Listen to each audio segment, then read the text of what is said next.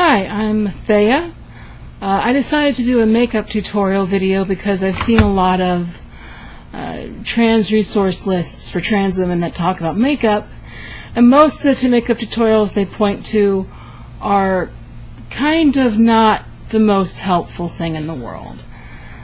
They talk about a lot of things without really explaining what they're supposed to be, so I'm going to try to explain how I do my makeup and why I choose what products I use to do my makeup with. And hopefully that'll help you get the resources and skills you need to start to experiment with makeup on your own.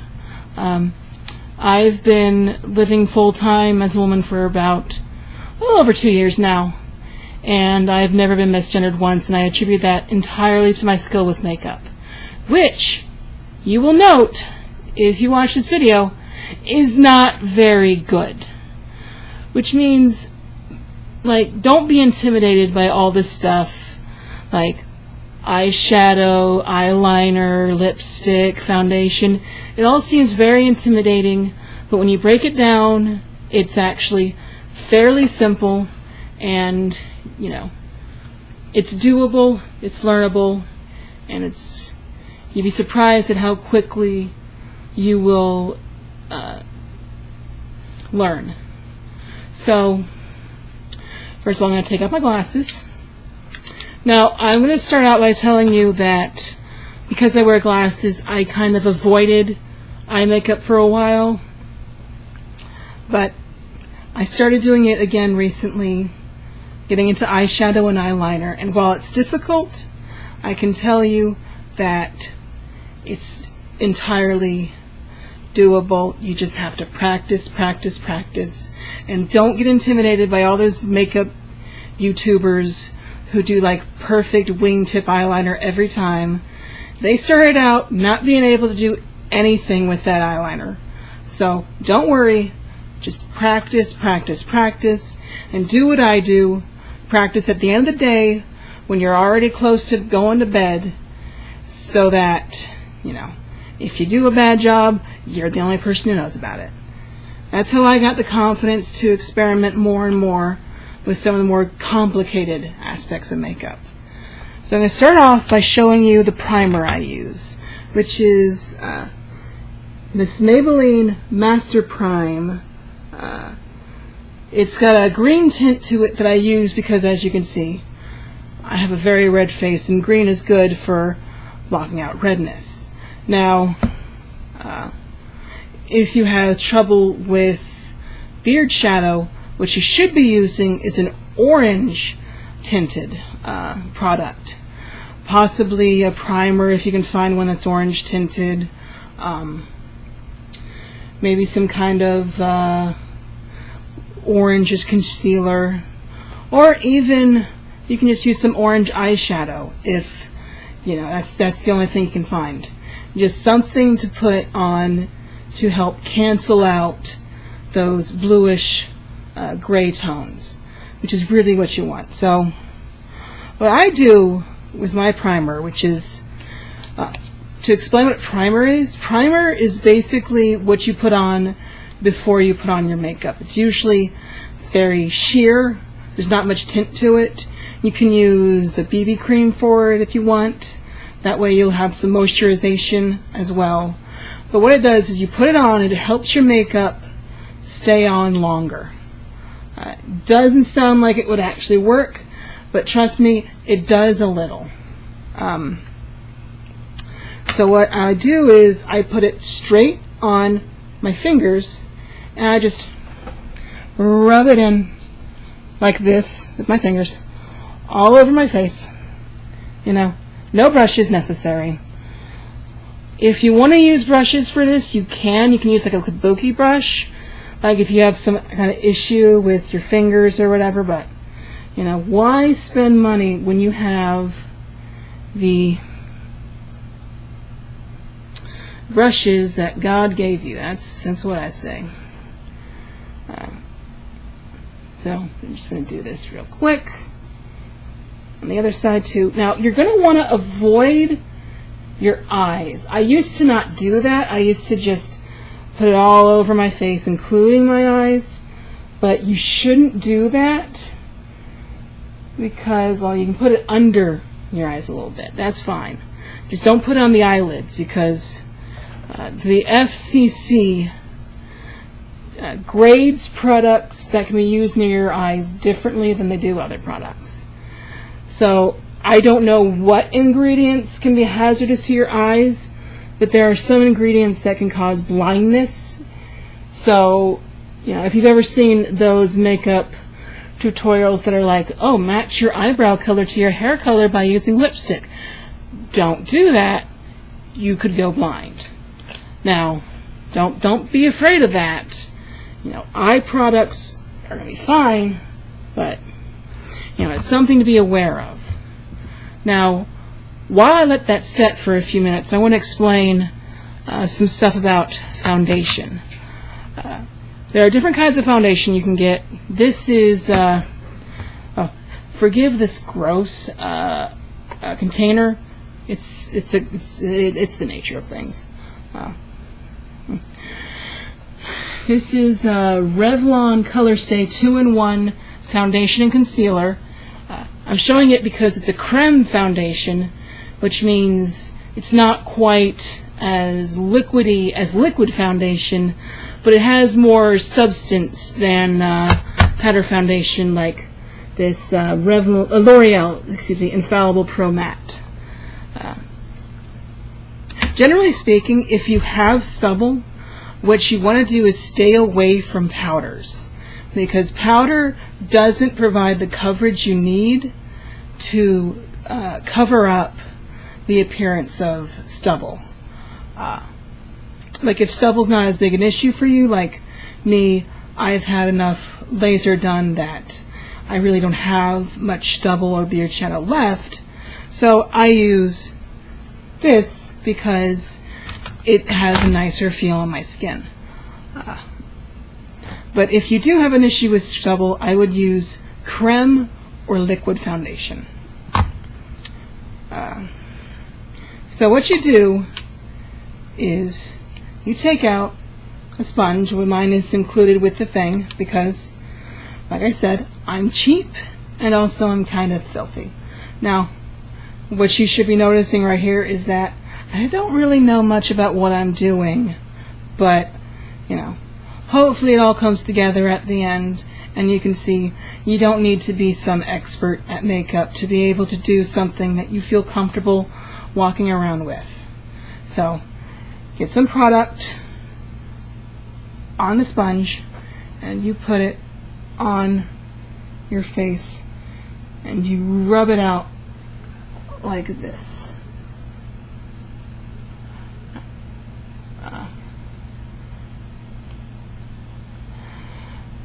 Now, with liquid foundation, which doesn't come with a sponge, you can use a sponge, you can use a brush, or what I used to do is I just use my fingers because, you know, why buy brushes if you already have the brushes God gave you, right?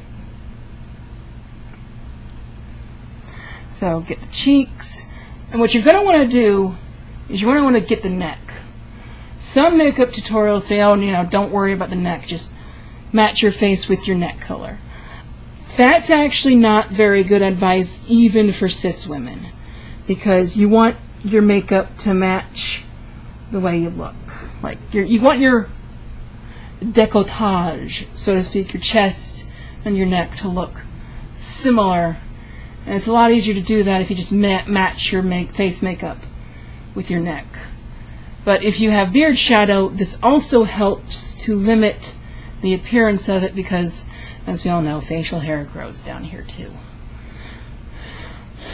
So, yeah, you want to be careful with that. Get your lips, your chin, your nose, and your forehead. And like I said, avoid the eyes. Now, you probably can't quite see on camera, but in real life, my eyes look weird. Now, I'm going to try to explain how you get through that. Now, I'm going to let it set, and I'm going to show you another product I use, which is Revlon Photo Ready Eye Primer. Now the good thing about eye primer is that it acts as a sort of glue for your eyeshadow. So you don't have to worry so much about the pigment falling off throughout the day. This is tinted, which helps with getting everything together. It comes with a brush, but if you get an eye primer that doesn't, that's fine. You can just use your fingers. You can buy a brush if you want. You don't have to. Just try your best to get as much product on your eye as you can. Well, not as much. Less is generally more, but you kind of want to get an even consistency of product on your face. Now, as in letting that dry for a bit, I'm going to try to explain eyeshadow a little bit. This palette I have is Maybelline The Nudes. What I like about this palette is, you can see on the back, they have little tutorials almost, mapping out how you can use the eyeshadow.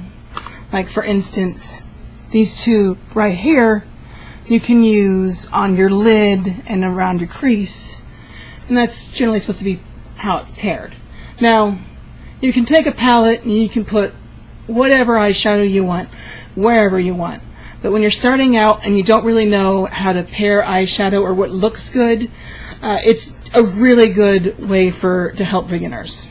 Now, these always come with a little applicator like this. It's not the best. The eyeshadow is one of those places where you actually do kind of want to get a brush, like an actual brush, but I lost mine, so this is fine. Like, if you can't afford it or you don't want one, you don't have to have one. It does help, because eyeshadow is more of a delicate process than foundation, which you can basically just shellac on your face. Now, it doesn't always lead to a great result, but, I mean, look, it's fine. So, what you want to do is you want to take your brush and you want to get product on it, obviously. Like, rub it a little bit on there. It's generally the same sort of application as powder foundation. You get a little bit of product on the applicator, and then you rub it on. Let me just check real quick where this is supposed to go. Okay. All right. Generally, what you want to do is you want to get lighter colors underneath your eyebrow to highlight your brow bone. If you don't like the way that looks, you don't have to do it. Like with everything, makeup is about what you like and what you feel comfortable with, not what you're supposed to do or whatever. Then I grab a little bit of product on the opposite side and I apply that to my eyelid.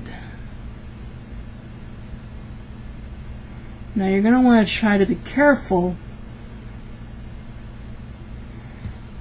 because a little bit too much can really overpower your look.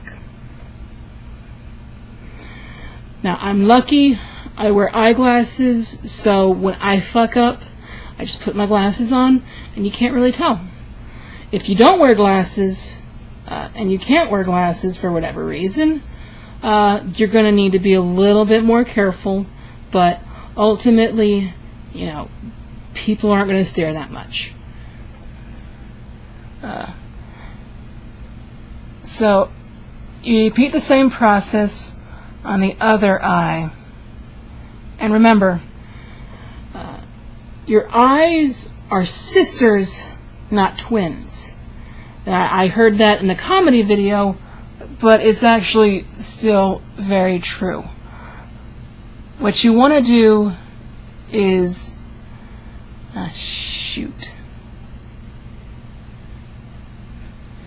What you want to do is try to not screw up because you're not used to looking at yourself reversed on a video recording. Normally I look in the mirror, and obviously mirrors are very different than webcams. But what you want to do is you want to highlight the brow bone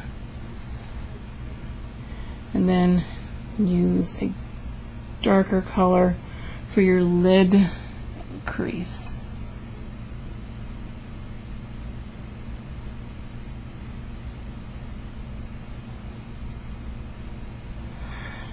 Now you can do a wingtip if you want, but you should know that's more difficult than you think, and just doing a straight line is fine. Now, with this black eyeshadow, I don't need to use eyeliner, but I'm going to just demonstrate for you how it works. I basically have close to all the different kinds of eyeliners you can have here. This is a fat marker. This is a sort of crayon gel liner, and this is a liquid liner with a little brush. They're all from NYX. I highly recommend, if you're starting out, to get your makeup either from the grocery store, the Rite Aid, Target, or from NYX if you have one near you. Sephora is a little too pricey, especially if you're starting out, because you're not necessarily going to know what you're doing, and you're going to need to repeat the process over and over to practice. A good thing to do if you're just starting out is actually get a bunch of makeup wipes and just keep doing it over and over and over until you get to a point where you feel satisfied with how you look. So for the purposes of this tutorial, I'm going to use the fat marker because it's easier to use. So what you do is go up to your eye and draw a line right above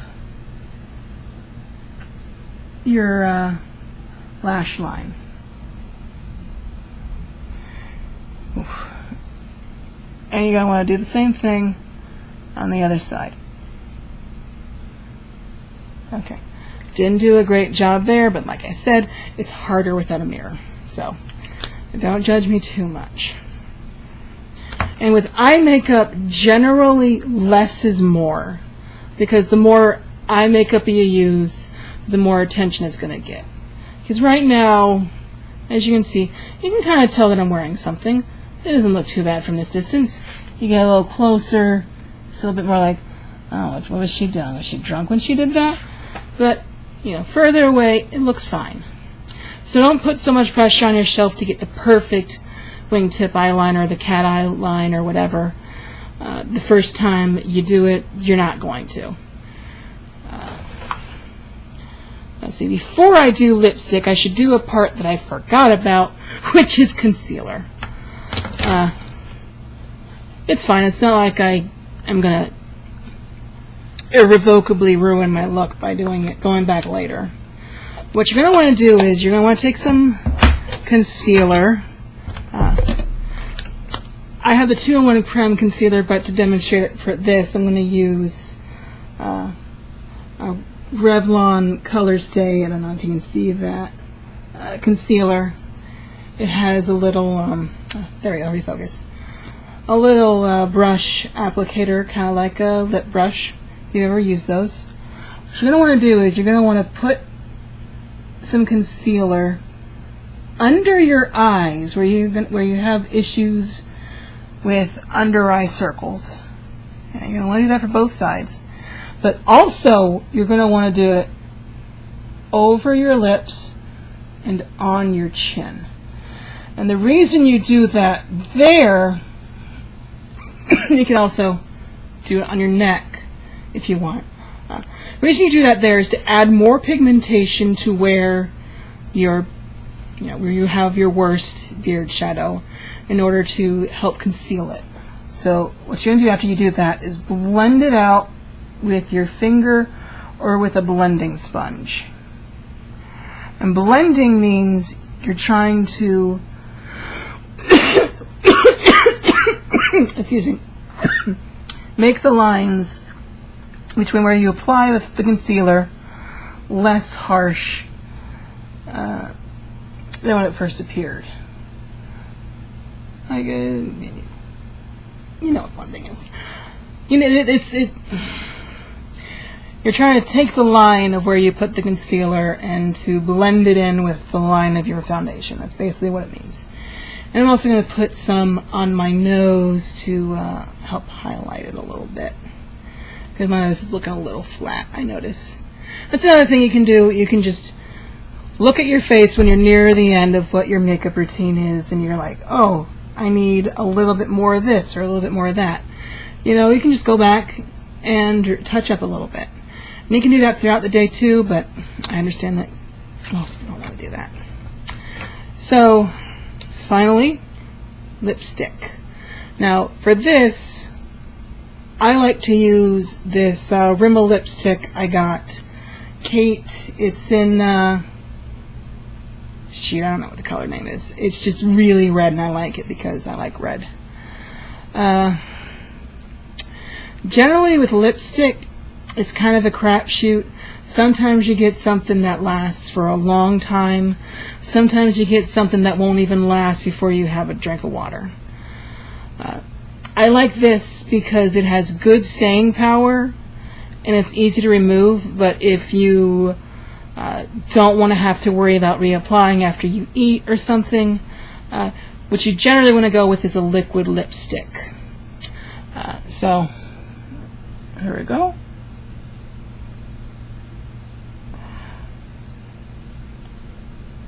Some people use a brush for their lipstick. I don't, because I am a basic makeup person, and that's gone a bridge too far for me. So, there you go.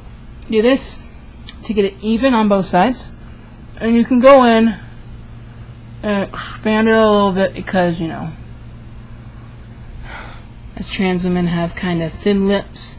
So going a little bit above the lips, but not too far above, can give the illusion of you having larger lips than you do. But if you do that, you need to be careful to not just ruin everything. Boy, there's been a number of times where I go too high and I have to go back with foundation, and I have to go back with lipstick and just keep going and going and going because I just mess things up. If you do that, it's not that big a deal.